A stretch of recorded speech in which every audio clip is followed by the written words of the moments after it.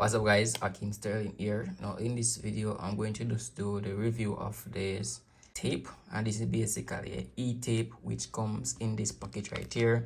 You know, basically come in our size, so I got this size right here. So we have at least two that come in size. I'm going to show you guys basically how this looks. So this is one of the roll right here, and we have a lot of tape right here. You can see the thickness of it right here. We have a lot. So I'm just gonna peel off it right now, let you guys see basically. So if you're doing any soldering, working on any motherboard and any electric device, this tape which can use it work quite fine, and it's very sticky, so it basically work well. And we have a lot of roll right here, so it can tape up any devices, and it basically e-tape, so it works well on those given surface. And I love it right here, as you can see.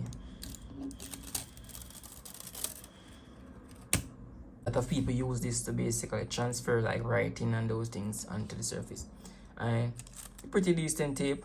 So whenever I'm having any electric device, any wiring or anything like that, I can basically use this tape right here, which is really great.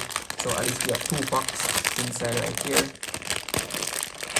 This is really great, a lot of them that we can basically use.